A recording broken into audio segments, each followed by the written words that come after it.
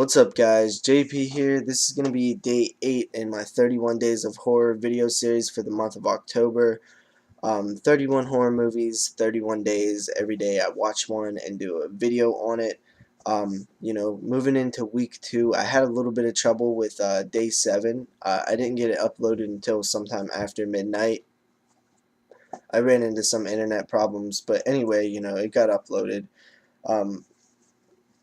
So the movie I'm picking this time is one that came out in the year 1997, and it's one that I've been meaning to revisit for a while. I've always liked the movie, and it is Wishmaster. Sorry there's a glare. I can't get rid of it right now, but the case is pretty simple. Just the cover art for the first 2 films. It's a double pack, Wishmaster 1 and 2. It's on a flipper disc. The 2 films actually run together in my head. I can never really remember which one's which. But I do like the series. I think that at least the first 2. I never actually watched the other ones, but I think that the djinn character, djinn is he's a pretty cool, interesting character. I like the idea of the movie where even the tagline, "Be careful what you wish for," turning your wishes against you. Really sneaky guy, and I always like that about the series. I think that it actually could have turned into a really successful franchise if maybe there was some better money in the sequels, better production value and stuff. I think it could have been a good series. Actually, now that I think about it, I think it might have been might be a series to maybe remake. I don't usually say that about many things because I don't think remakes are usually worth it, but um, I couldn't really see them doing a part 5 ever, and it working. So I think a remake for this film would actually be okay. This movie, I remember they had a bunch of cameos from like other horror people, like Kane Hodder. I remember like Reggie Bannister and stuff. So that was cool about it. I like this movie. I'm definitely excited to watch this again. I've been wanting to watch it for a while. And I might even do part 2. Who knows? So yeah, that's what I'm going to be watching, and I'll see you guys after I finish it.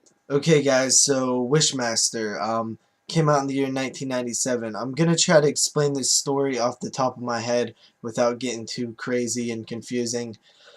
It starts off, there's a little, I guess, backstory. It's like 1100 AD or something, some long time ago, and there's the creature, the djinn, and he is basically pretty close to completing his goal. Somebody comes and stops him and locks him into like a little ruby, like an opal type thing, and then it flashes forward to present time that ruby has been stashed into a statue, and the statue ends up getting broke. Some guy picks it up, takes it to a pawn shop, goes and then some chick gets a hold of it, like an appraiser or something, and she basically unlocks the spirit that's in it, which is the djinn. Okay, I think I explained that pretty good. Now, the djinn wants to, what he does, he's really powerful. He's this ancient, un unlimitless, unlimited amounts of power he has, but he can only use it for other people in a certain way. He can only use it when people wish for something. He can grant their wish, but usually he grants their wish in a way that they wasn't expecting, so it kind of backfires on them, usually kills them, which is a pretty cool concept. That's why I like these movies. I think that's a really neat idea. Even in Leprechaun 2, the Leprechaun did that kind of, where he tricked a guy with his wish. I like that idea. I think it's really clever and always a fun time. Just trying to see what to think of creative ways to switch people's wishes around. I like that. So once he gets enough wishes and the person who awoken him, once he grants them 3 wishes, he can open a doorway between his world and Earth or whatever. And you don't want that to happen because people would get like enslaved by these genie, the djinn things or whatever. So that's basically the story. Hope I didn't confuse anybody. I'm not very good at this. But anyway, the movie is a cool movie. It's such a unique, like, interesting film from like 1997, which kind of surprised me. I thought it was a little bit earlier, but no, 1997. You know, it's a movie that probably was trying to cash in on the names that it had attached to it, because there's a lot of cameos by people who've been established as horror icons by this time. So, you know, you have your Kane Hodder, you have Tony Todd, Robert Englund, Angus Scrimm does the narration, which I really loved. It really set the mood. He did a great job with that. Reggie Bannister from Phantasm. Just a bunch of people, which I think Harry Manfredini did the music too. Which, you know, it just had a ton of people, but it didn't, this movie was unique in the way that it didn't feel like it was still trying to be a cheap movie and just go with them names. It actually felt like they was trying to make a somewhat, you know, the best movie that they could make. They didn't just cash in on the names, so I like that about it.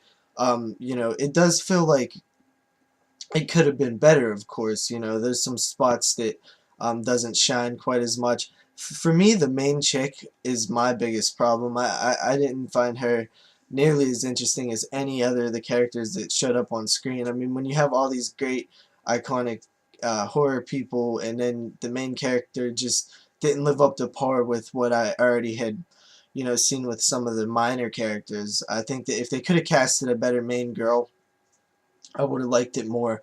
The wishes are fun. I think I like the wishes in part 2 better, but I might be, I don't know, maybe not. I'll have to watch that one again. You know, it's just such a clever, cool movie. I like the character of the djinn a lot. I think he could have been a bigger franchisable type character, if they tried, you know, tried to make him go that way or whatever. It's definitely a cool, unique movie that I think any horror fan should check out, simply just for the like names that are attached to it. It's a weird, real weird movie. It just seems like it came out at a weird time. I mean, it came out at a time when the people were already established, which definitely helped the movie. But it just seems like a weird movie, and some kind of, it's like, it's kind of a gem, I guess. Like, I never hear, like, nobody mainstream knows what the hell the Wishmaster is. It's only horror fans, so I don't know. Wishmaster's fun. I would give it a 3.5 out of 5. It has its ups and downs, but it's definitely a movie that any horror fan should definitely check out. It's a cool movie. Anyway, guys, that's days, what, 8? I'll see you guys in day 9. Later.